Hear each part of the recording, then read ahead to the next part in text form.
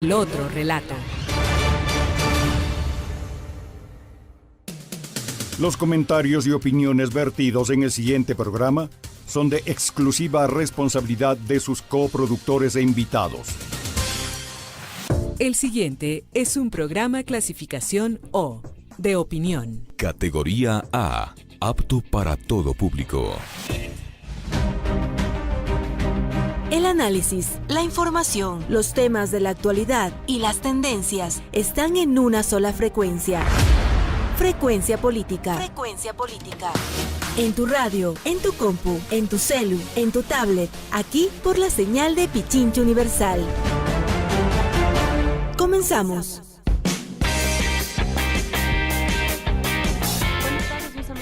Quienes se conectan en Frecuencia Política a través de Pichincha Universal en la 95.3 en Quito y en la 94.5 en el noroccidente de Pichincha.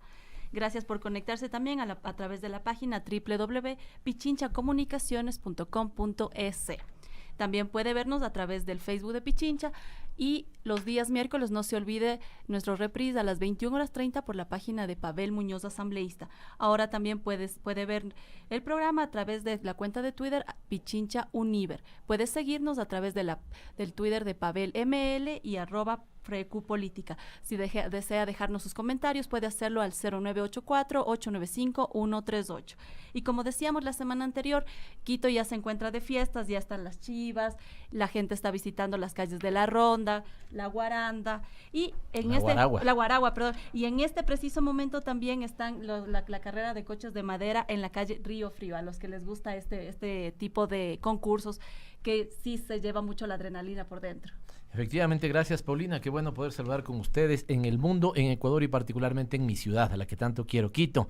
Quito que está de fiesta, Quito que se merece un caluroso grito y un ferviente grito que diga que viva Quito y que festejemos a Quito como debe ser, con mesura, pero también con mucha alegría. Los quiteños nos caracterizamos por ser personas de buen humor, esa famosa sal quiteña que nos caracteriza, estar prestos para construir un chiste en una situación determinada, lo que fuera, así que festejo a los quiteños, a las quiteñas y a esta ciudad que tanto quiero. Y desde la que hacemos Frecuencia Política una semana más, siendo hoy lunes 2 de diciembre, efectivamente en el mes de las fiestas de Quito, lunes 2 de diciembre para que podamos festejar a la capital de los ecuatorianos. Y no solamente que llegamos a la capital de los ecuatorianos, sino que también a su provincia. Recuerde que Quito es la capital del Ecuador, pero también de la provincia de Pichincha. Y en Radio Pichincha Universal llegamos a Quito por la 95.3 FM y al noroccidente de la provincia por la 94.5 FM haciendo Frecuencia Política.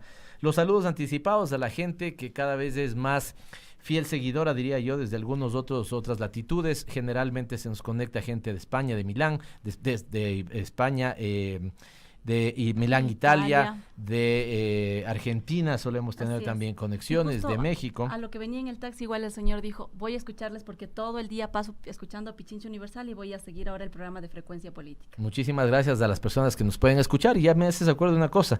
El día sábado efectivamente salió una actividad, yo me encontraba solo, me encontraba todavía con mi familia y fui a comer en un sitio de la capital. Y prácticamente me sacó las lágrimas una compañera que se acercó, me dio de los abrazos más, cariñosos, efusivos que yo he sentido, nos decía vamos adelante, vamos a salir adelante y efectivamente con el apoyo de todos ustedes en el Ecuador y también los ecuatorianos que viven en otras partes del mundo y que siguen Frecuencia Política, les saludamos con el cariño de siempre. Bienvenidos a una entrega más. El saludo como siempre a Paulina Enríquez en la producción de esta entrega, Alejandra Morales también, que siempre está trabajando con nosotros en la producción, María Belén Proaño y como siempre a Ronnie y Javier, que tan buen trabajo hacen desde la producción de Radio Pichincha Universal.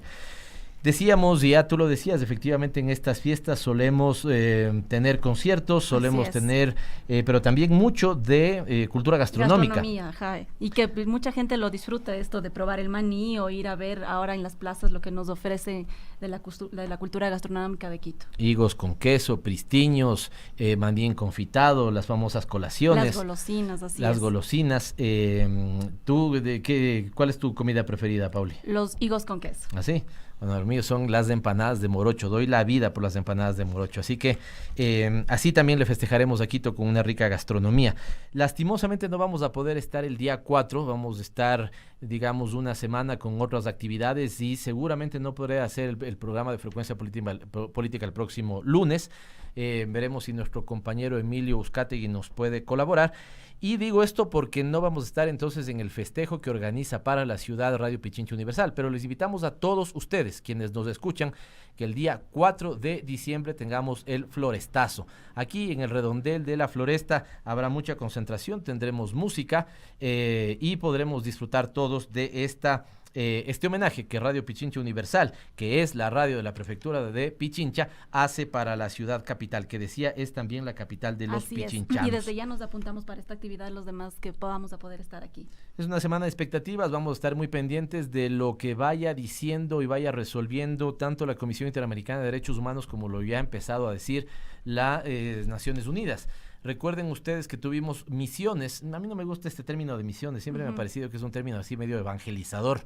La misión del Banco Mundial, la misión del FMI, la misión de la CIDH. No, yo prefiero decir que son equipos de trabajo que visitan el país y estuvieron recabando información sobre lo que había pasado en las jornadas de octubre y ya empezamos a ver algunos pronunciamientos. Yo creo que es un desacierto que el Estado ecuatoriano ponga al principal de las Fuerzas Armadas, al principal de los temas de la seguridad externa, diríamos, ¿no es cierto?, al ministro de Defensa, a responder en el tono que ya hemos visto empieza a responder, pero hay gran expectativa en el Ecuador y en el mundo, en América Latina, sobre qué ha pasado en el Ecuador o qué pasó en el Ecuador en los meses de octubre, así como estamos muy pendientes de lo que pasa en Bolivia. Cada vez nos preocupa más la situación de violencia estatal que se está dando y ya han anunciado ellos que para marzo podrían estar las elecciones. En enero tenía que haberse, si no estoy mal, ya posesionado un nuevo presidente. Ahora les queda bien extender un poquito, en esta lógica de facto, extenderse un poquito más, llevar hasta marzo las elecciones. ¿Qué daño que se le ha hecho a Bolivia? Y así como por un lado hay expectativa, también me parece expectativa lo que se diga sobre Ecuador, también hay expectativa lo que el informe de la OEA termine de decir para Bolivia. Veamos si efectivamente la situación fue como ellos realmente la pintaron, ¿no es cierto?, y que provocó lo que provocó, o es que ahí vamos a tener que reflexionar qué pasa qué pasó con ese informe de veeduría. La Asamblea Nacional tiene 2 sesiones el día de mañana.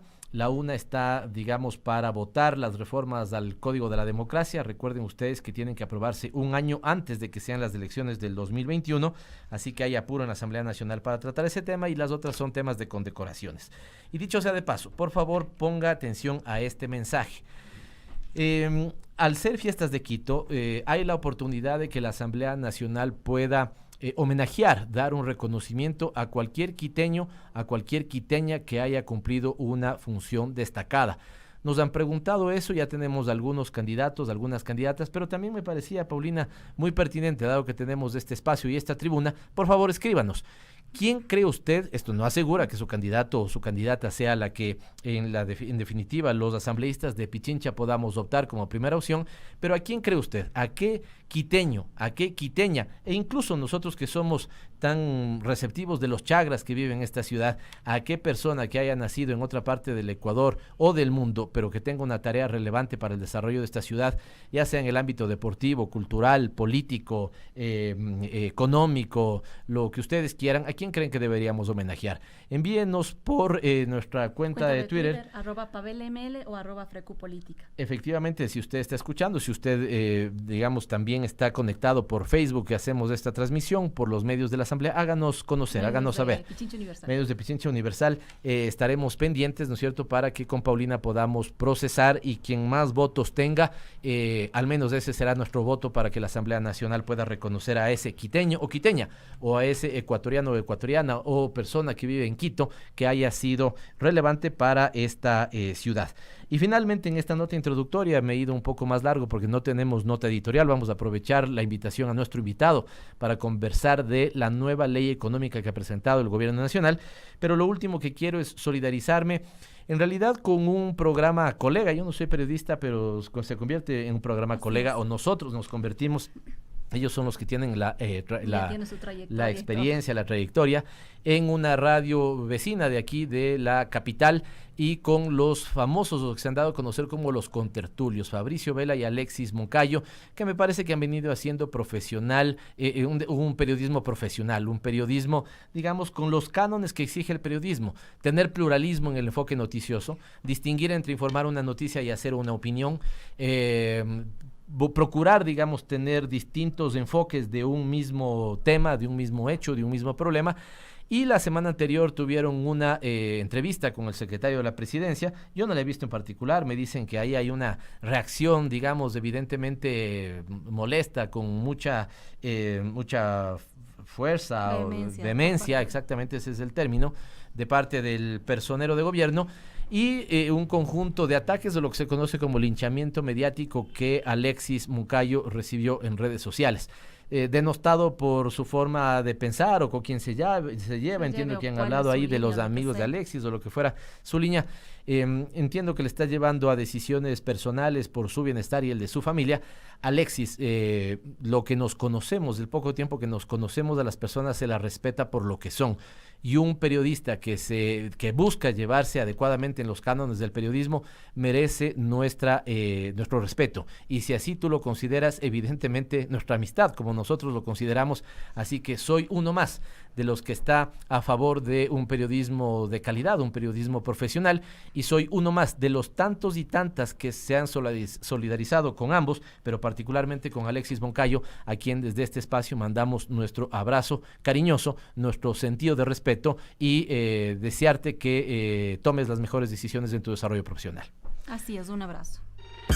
Estás escuchando Frecuencia Política, aquí por Radio Pichincha Universal. Los protagonistas de la información aquí en nuestra cabina. En Frecuencia Política, la entrevista de la semana.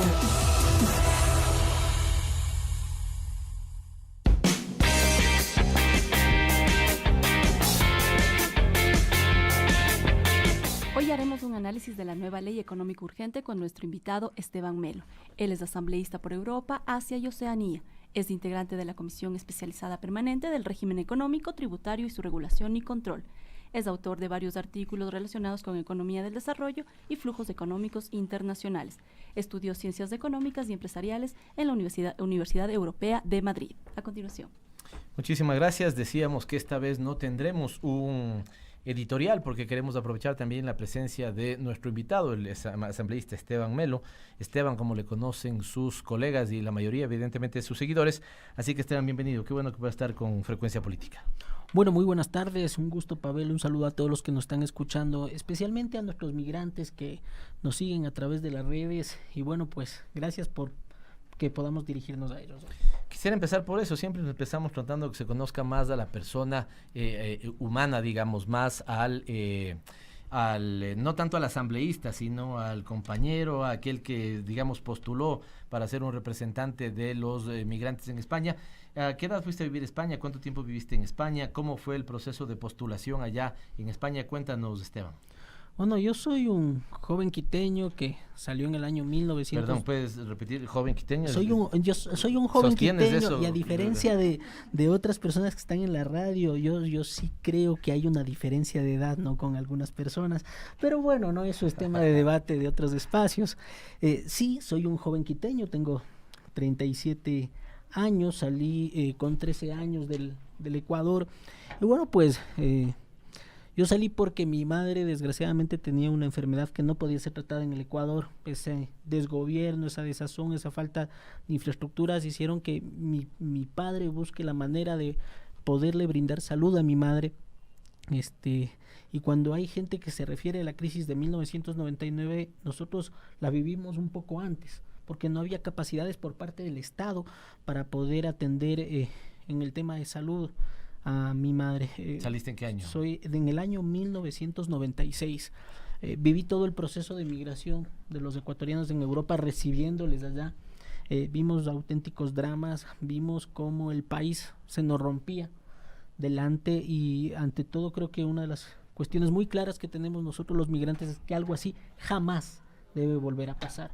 Y bueno, pues pese a la situación complicada que estamos viviendo en este momento, deben saber que desde la bancada de la Revolución Ciudadana estamos muy atentos a defenderles.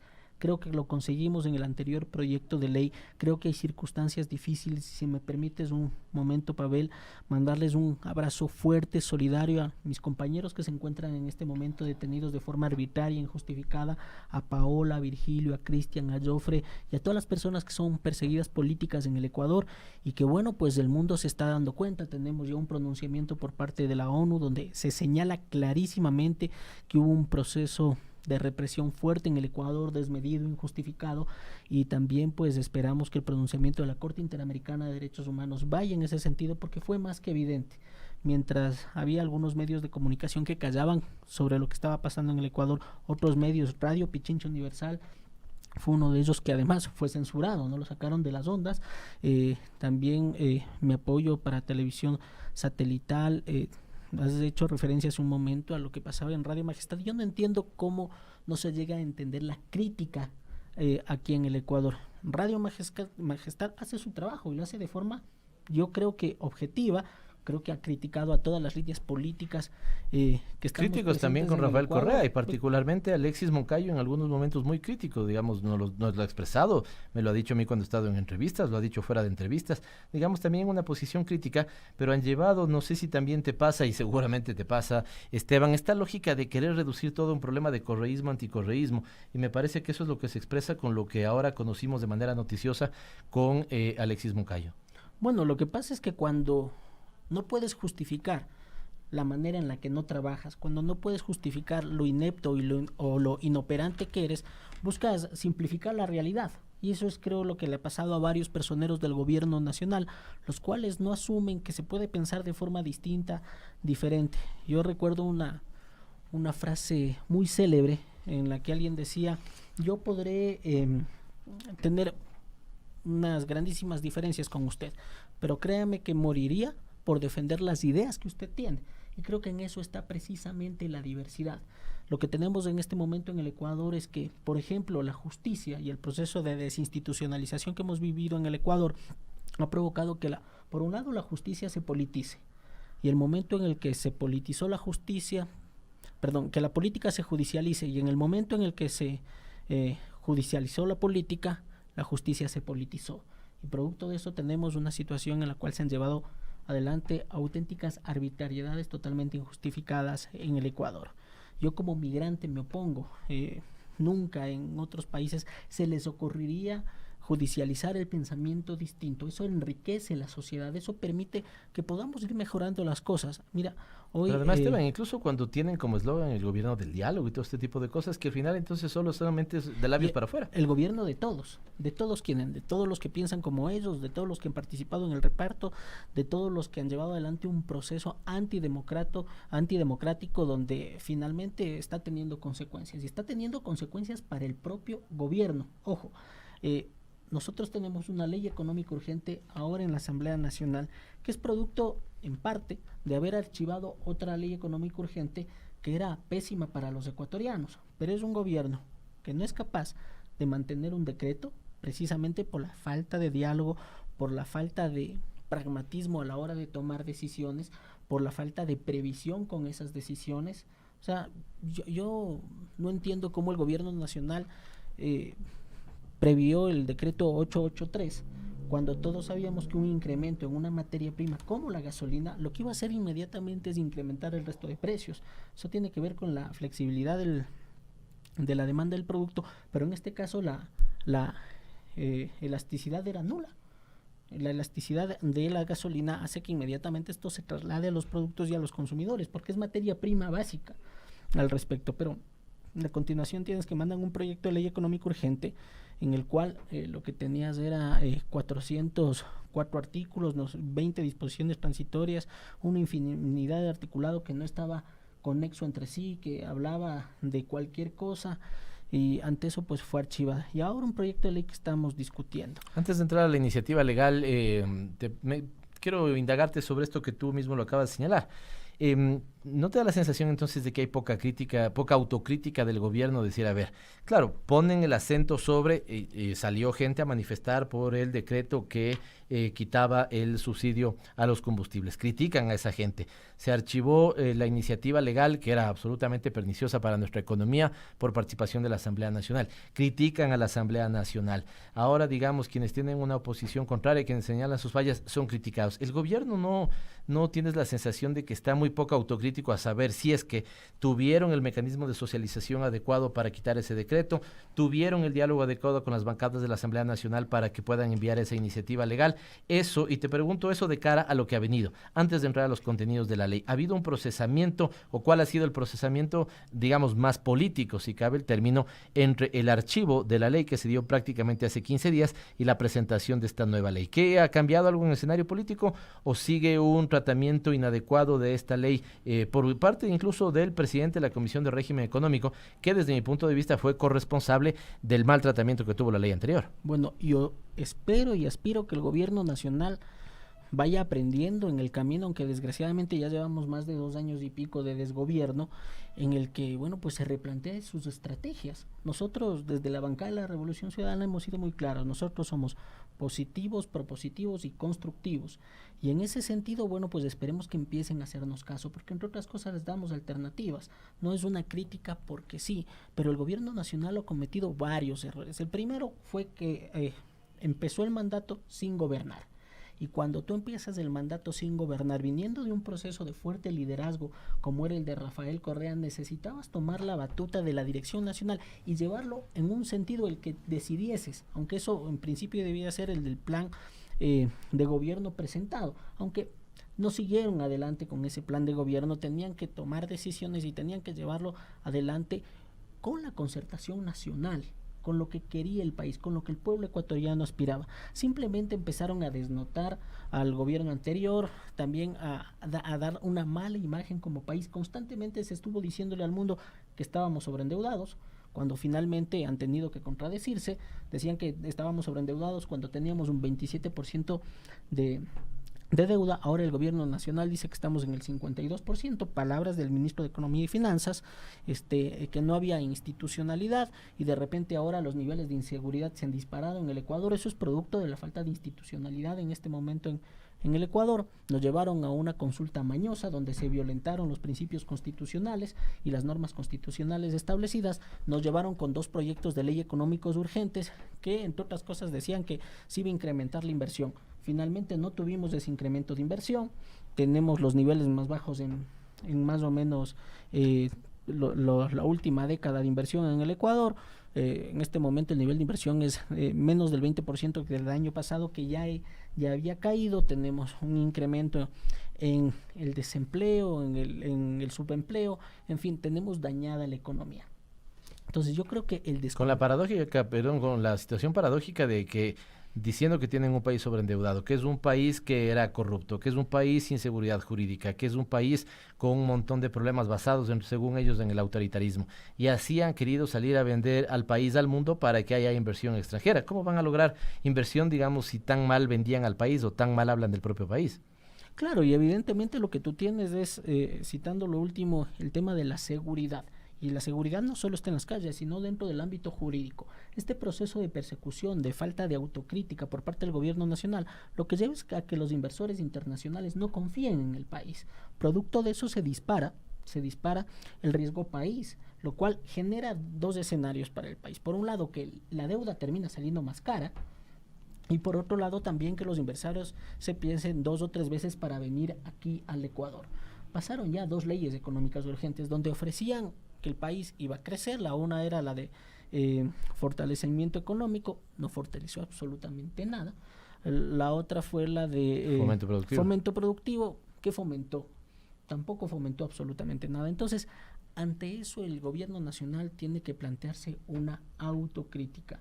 Yo veo con buenos ojos que, bueno, pues se haya planteado el dialogar con nosotros, con la Revolución Ciudadana, porque entre otras cosas nosotros sí damos alternativas. En el propio proyecto de ley hemos dado alternativas. Los personeros del gobierno, bueno, han tenido una actitud quizás un poco mejor que durante el primer proyecto de ley, pero evidentemente aquí sí se aplica lo que decimos los quiteños: obras son amores. Y veamos cuánto están dispuestos ellos a acoger las observaciones que nosotros le demos, porque evidentemente, mira, a nosotros lo que nos interesa es el bienestar de los ecuatorianos, y que bueno, pues esta situación de inestabilidad, de crisis económica, dicho de paso, ¿no?, para mí es inducida, bueno, pues simplemente ya se calme y podamos volver a crecer en el Ecuador. Vamos a los contenidos con Esteban Melo, asambleísta por la Revolución Ciudadana, que es integrante además de la Mesa de Régimen Económico, que tuvo bajo su responsabilidad el tratamiento de la ley que llamaron crecimiento económico,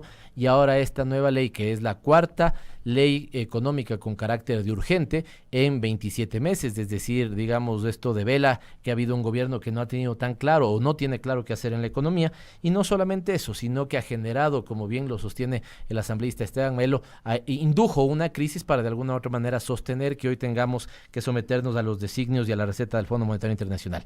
Primero vamos con una comparación, digamos, la más simple. La primera era una ley que todo mundo criticó sobre la dificultad de tratar en un mes 404 artículos para reformar 22 marcos legales. Esta ley cambia eso, es una ley de cerca de 50 artículos, entendemos que son 7, 8 marcos legales los que se cambian. De todas maneras, ahí hay una reflexión, porque el propio mandato constitucional obliga a que una ley, digamos, verse sobre una sola materia. ¿Cómo ha cambiado en esta parte más, si uno quiere, de la cantidad de artículos, la cantidad de leyes que reforma? ¿Es más manejable esta ley? ¿Qué mejoró respecto a la primera que fue, digamos, archivada por la Asamblea Nacional? Bueno, lo primero, el ámbito legal. Y en esto vienen las formas. Lo primero es que toda norma legal debe referirse exclusivamente a una sola materia. La anterior se refería desde el ámbito tributario, monetario, pasando por la educación universitaria. Entonces no tenía una única línea, por lo cual era difícil de tratar. El segundo, la extensión. Tenía 404 artículos. La ley económica urgente más amplia en democracia hasta ese momento había tenido 164 artículos. La actual, la que nos envían a la Asamblea Nacional, tiene más o menos 40 artículos, lo cual ya hace mucho más digerible y tratable al proyecto de ley. Segundo, se refiere a ámbito económico, principalmente tributario. Bueno, ante eso, pues ya recibimos un proyecto de ley que puede ser mucho mejor manejado. Segundo, ya se quitan varios elementos que eran peligrosos de la anterior ley económica urgente. Había elementos que podían generar la desdolarización de la economía ecuatoriana. Hablaron ellos incluso sobre el concepto de crisis sistémica, ¿no? Y de cómo manejar una crisis sistémica. De ahí la alarma, no solamente preocupación, sino la alarma que generó en distintos sectores. ¿Hoy se sostiene eso o ya no necesariamente están topando este tema de la crisis sistémica? Ya no está dentro del proyecto de ley, porque además una de las cosas que tienen que tener bien claro los ecuatorianos es que podemos discutir acerca del ámbito fiscal. Para unas personas pueden creer que hay un exceso de presión fiscal, para otras no. No solo lo importante es la presión fiscal, sino para qué se utilizan los recursos. Pero lo que es indiscutible en el Ecuador, que debemos cuidar muchísimo, y que el talón de Aquiles de la economía ecuatoriana es nuestra balanza de pagos, que es la diferencia entre los dólares que entran y los dólares que salen de la economía ecuatoriana. Eso en el anterior proyecto de ley se ponía en riesgo, porque el momento en el que tú eliminas el impuesto a la salida de divisas o lo reduces, bueno, pues lo único que estás fomentando seguro es que puedan salir más dólares de la economía ecuatoriana. El momento en el cual tú estableces que la banca, por ejemplo, podía retirar los dólares de la economía ecuatoriana, como estaba en el anterior proyecto de ley, bueno, pues si tú das una herramienta es para que se utilice. Entonces, ante eso, pues saltaron las alarmas. En este proyecto de ley te toca básicamente el ámbito tributario, y ante eso, pues tenemos que actuar según las visiones que se pueda tener. Mira, los proyectos de ley tienen distintos ámbitos y los proyectos de ley pueden tener un fin principal. En este caso se nos ha señalado que el fin es recaudatorio, porque el gobierno nacional tiene grandes dificultades de liquidez. Habría que analizar por qué tienen esas dificultades de liquidez. Para mí, principalmente, es por la mala construcción de las proformas presupuestarias del año 2018, 2019 y ahora la que pretendieron pasarla a 2020. Si tú tienes un desajuste de 1.000 millones como era en la del 2019, vas a tener dificultades de liquidez y para poder financiar. Pero hay un elemento, para que no sé si quieres comentarlo, Esteban, pero para conocimiento de la ciudadanía. porque ¿dónde se genera el déficit fiscal? Digamos que tanto nos ha hablado con déficit fiscal. Tú decías una cosa y es balanza comercial en este saldo que tiene que haber entre los dólares que ingresan a la economía y los que salen de la economía. Evidentemente un esquema dolarizado, si salen más dólares que los que ingresan, estamos en un problema. Pero este tema, incluso ya dándoles la opción de que defiendan la variable del déficit fiscal, recordemos a la ciudadanía que en las presentaciones de las proformas presupuestarias, como tú bien anotas, de los años anteriores, cumplían la regla fiscal. ¿Qué quiere decir esto? Que lo que le estaban diciendo al país es que los ingresos permanentes eran suficientes para cubrir los gastos permanentes. De hecho, ahí quedaba, ¿no es cierto?, un saldo a favor que se le pasaba a los ingresos no permanentes para no cubrir gastos no permanentes. Con lo que quiero decir es que la variable de ajuste siempre ha sido la inversión pública y el gobierno ha reducido la inversión pública en niveles del 75%. ¿Por qué insisten tanto entonces en el tema de el déficit fiscal? Es decir, ¿qué pudiera estar detrás o qué más está detrás de lo que estamos comentando, Esteban? Bueno, yo lo que creo es que el gobierno se equivoca en su política fiscal y se ha equivocado en general en la política económica que ha llevado adelante. ¿Por qué? Porque cuando tú presentas un proyecto de ley tienes que pensar que es un proyecto de ley económico. Es decir, no tiene exclusivamente el afán recaudatorio, tú puedes tener un conjunto de sacrificios fiscales. Lo importante que tienes que ver es cuál va a ser el efecto completo en la economía, y creo que eso les falló en los anteriores proyectos de ley, que sirvieron simplemente a intereses, y los intereses terminan siendo particulares o del conjunto de la sociedad. O sea, se han fijado en las cuentas, en los números, en intereses particulares, pero no han visto cómo está funcionando la economía en su conjunto. Sí, pero porque entre otras cosas, a ver, si tú respondes a ciertos grupos, a ver, vamos a ver, o sea, se le perdonó 4.000 millones a la banca, y pese a que ellos digan que no ha sido un perdón, que ha sido una condonación, que si no recaudábamos, eso es completamente falso. Servicio de Rentas Internas del Gobierno Nacional tiene la capacidad para poder cobrar los dineros que se le debe al Estado. Deben llevar adelante los procesos. Muchos estaban en juicios bastante avanzados, ¿no? Por supuesto. Entonces, si tú no recaudas, evidentemente vas a tener dificultades económicas. Si tú para mantenerte en el gobierno generas una alianza con los grandes grupos comunicacionales, económicos, de poder que tienes en el país, bueno, pues tu sacrificio va a ser económico y político, ¿sí? Porque no estás gobernando para todos. ¿Qué es lo que ha pasado con el gobierno nacional? En las dos leyes anteriores lo que han hecho es fomentar las importaciones. Y tú lo que tienes es que, por ejemplo, en el saldo neto de ingresos petroleros ha recaudado más o menos 6.000 millones. Pero vía importaciones se te han ido esos 6.000 millones, es decir, te quedaste en tablas y con un conjunto de necesidades infinitas que tiene la población ecuatoriana que debes atender. Ante eso, pues lo que tienes es el resultado económico que ha tenido el actual gobierno. Si en algo se ha jalado especialmente el año, el gobierno ecuatoriano ha sido en institucionalización, en respeto a los derechos humanos y también en crecimiento económico. Bueno, nosotros hemos dicho en este espacio que efectivamente creemos que la política mató a la economía y eso es lo que se ve. Dicho sea de paso, no sé si pudiste ver en las noticias de estos días y de la mañana de hoy, el ministro de Economía anuncia una nueva deuda, ¿no es cierto?, que entendemos es por emisión de bonos, con lo cual se criticó todas las herramientas de endeudamiento puestas a consideración de los ecuatorianos en el gobierno anterior. Este gobierno se ha endeudado a un ritmo más alto, digamos, es decir, la velocidad del endeudamiento, y también más caro, ¿no es cierto? Ayer veían, y alguien me daba el dato de que la tasa ponderada está en alrededor de 8,75, 9%, cuando en el gobierno anterior la tasa ponderada de endeudamiento fue en alrededor del 6%.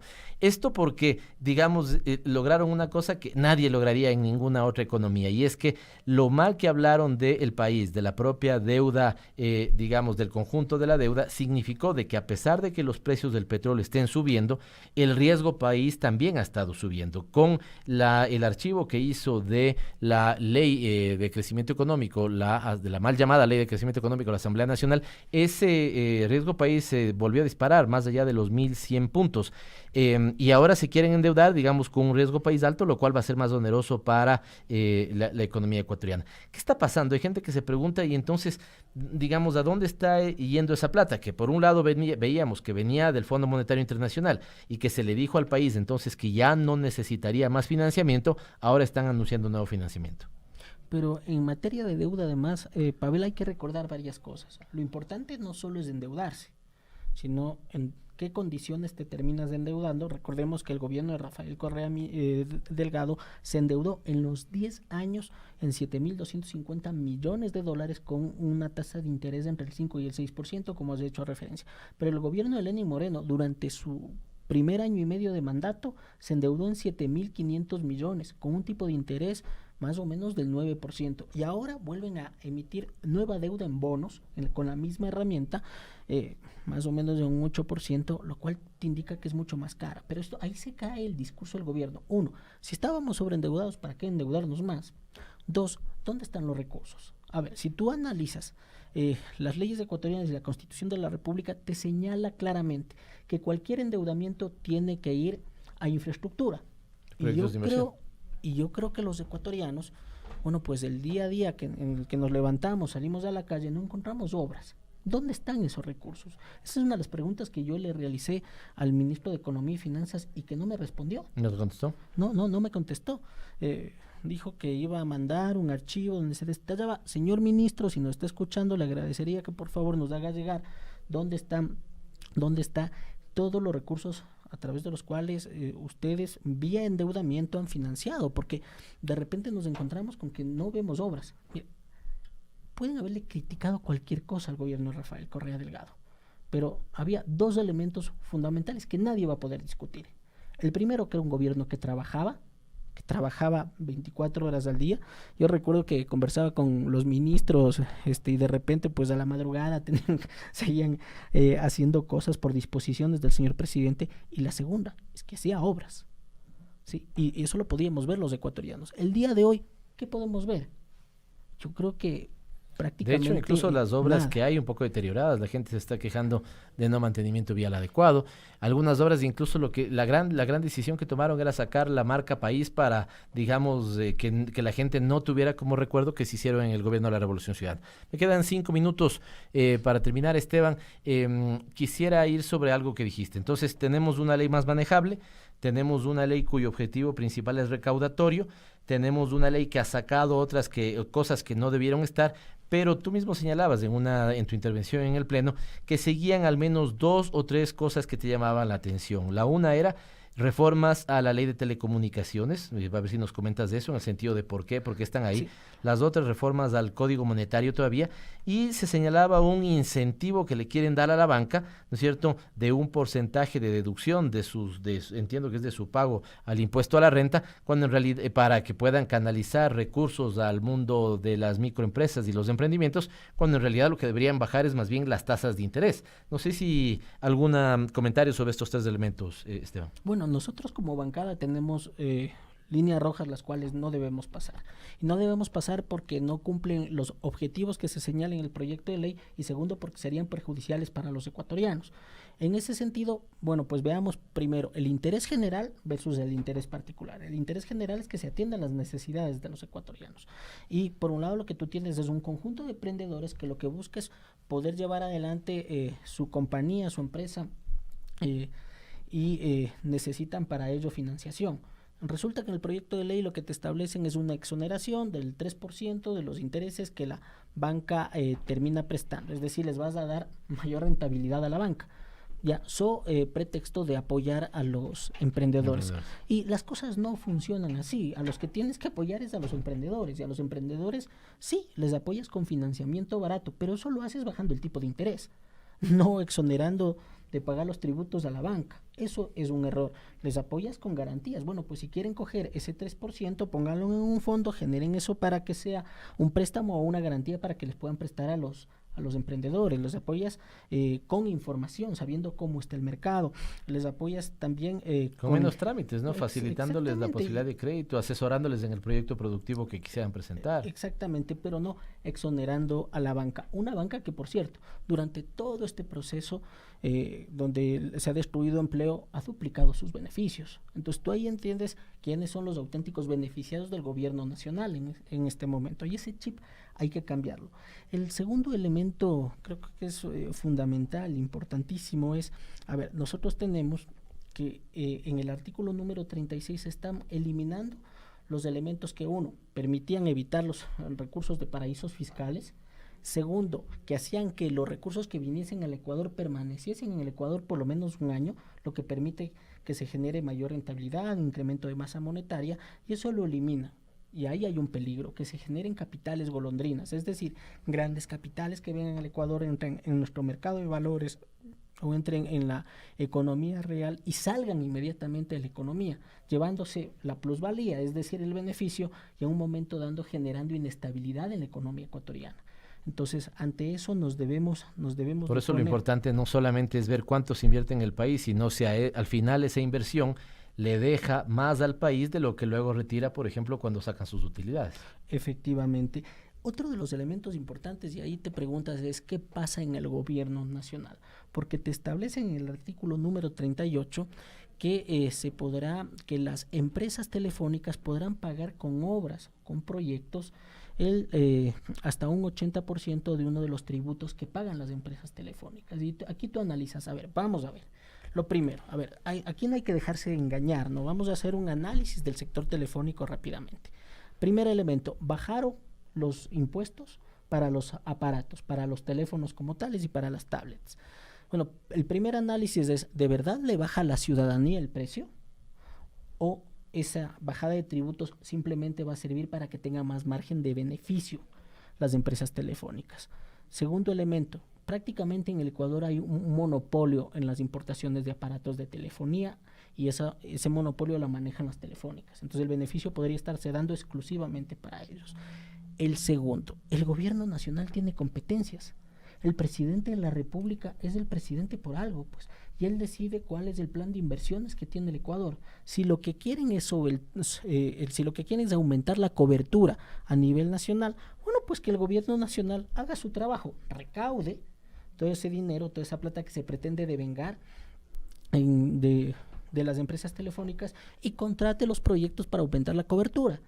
No pretenda algo que es inconstitucional, porque sería una preasignación, no pretenda que la plata de todos, del interés común, por eso los conceptos que he manejado al inicio, del interés común, se lo entreguen a un privado y que encima este privado haga las siguientes cosas. Primero, ponga el precio o el valor que costó la obra, ¿sí? Porque no sabemos si puede estar sobrevalorada.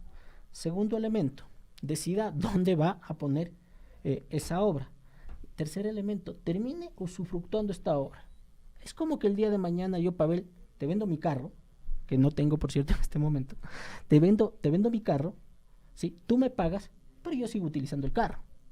Un completo absurdo. Para eso el gobierno nacional es gobierno que gestione los recursos del Estado. Pero además lo más importante, porque no se entiende, si dicen que necesitan plata porque tienen un déficit fiscal, ¿qué sentido tiene que les digan a las telefónicas que les paguen hasta el 80% de lo que le deban al gobierno, ¿no es cierto?, en proyectos?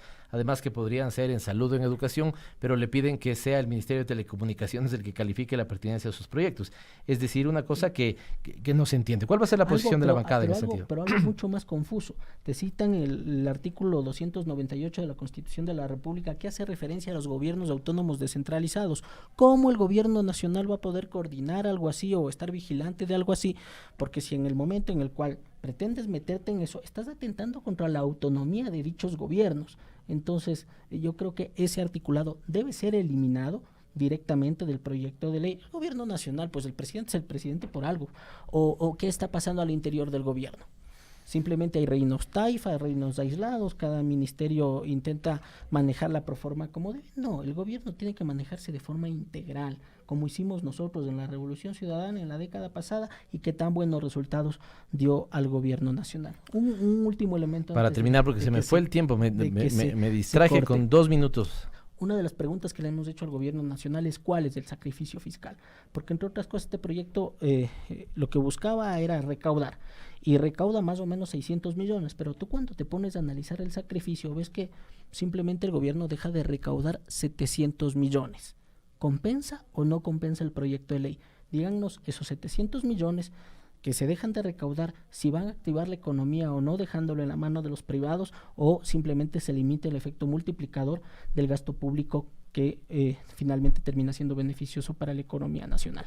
Muchísimas gracias. Ha sido la opinión del asambleísta Esteban Melo, asambleísta de la Revolución Ciudadana, miembro de la comisión que trabaja esta nueva iniciativa legal económica con carácter urgente que mandaba el Ejecutivo, y a quien le deseamos suerte, no solamente para que pueda ser mejor un proyecto de ley que ha dicho que es más procesable, sino que para también se puedan sacar los elementos que son todavía impertinentes e innecesarios. Muchísimas gracias, Esteban, por estar en Frecuencia Política, y venimos con el Minuto ODS.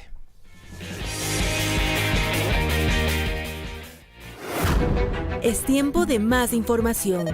En Frecuencia Política, el Minuto ODS. Buenas tardes a toda nuestra audiencia. La semana anterior, la Comisión Económica para América Latina y el Caribe presentó uno de sus documentos más relevantes para la región, el Panorama Social de América Latina. Las cifras muestran un escenario lleno de desafíos para nuestra región y sobre todo un llamado de atención sobre lo que pudo estar detrás de los estallidos sociales.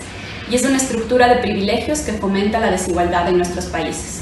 La región ha subestimado la desigualdad. Retomo las palabras de Alicia Bárcena en el lanzamiento de este informe. Es necesario crecer para igualar e igualar para crecer. La superación de la pobreza en la región no exige solamente crecimiento económico. Este debe estar acompañado por políticas redistributivas y políticas fiscales activas. Desde 2015 aumenta la pobreza y más aún la pobreza extrema. Las proyecciones muestran que las condiciones en 2019 serán peores. Prácticamente todas las personas que se suman este año a la estadística de pobreza se integran directamente a la pobreza extrema. La pobreza afecta mayormente a los niños, niñas y adolescentes, mujeres y personas indígenas y afrodescendientes, a residentes de zonas rurales y a quienes están desempleados. Más de la mitad de la población adulta de los estratos medios no ha completado 12 años de estudio, y no contar con una educación secundaria es una barrera para la inserción laboral formal, de calidad y con acceso a la seguridad social.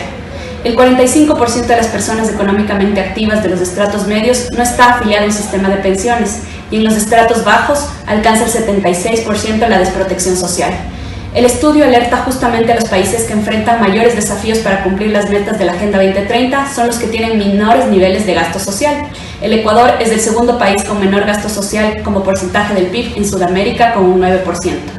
Erradicar la pobreza requiere de políticas públicas e inclusión e inserción laboral, pero en un mercado que garantice empleo de calidad, remuneraciones dignas y un sistema integral y universal de protección social. Soy María Belén Proaño y este fue el Minuto ODS. El análisis y la opinión continúa en las redes, en Twitter y en Facebook. Somos @FrecuPolítica.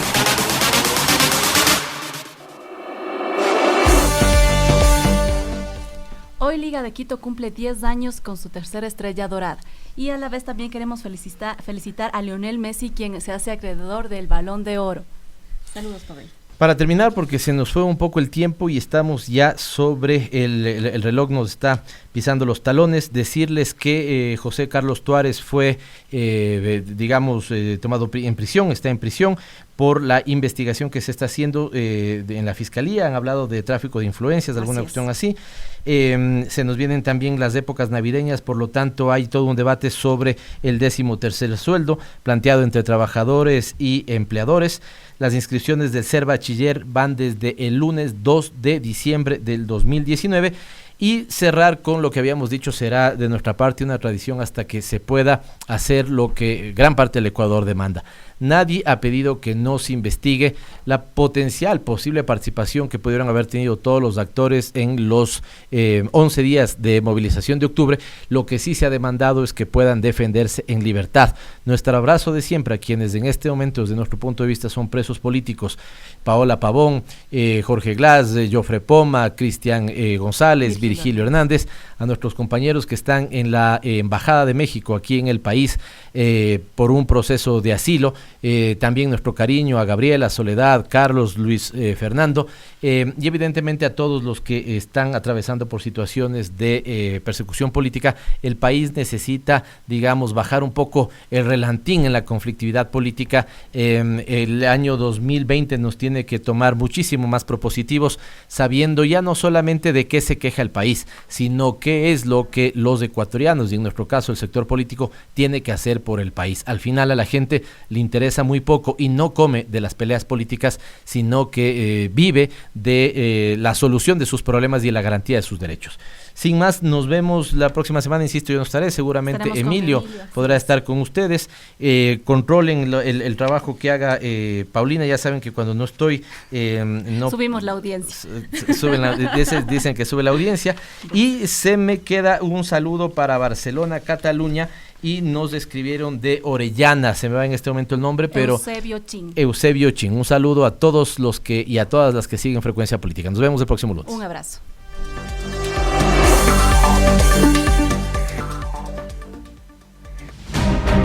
Gracias por acompañarnos. Aquí termina Frecuencia Política. Hasta la próxima semana.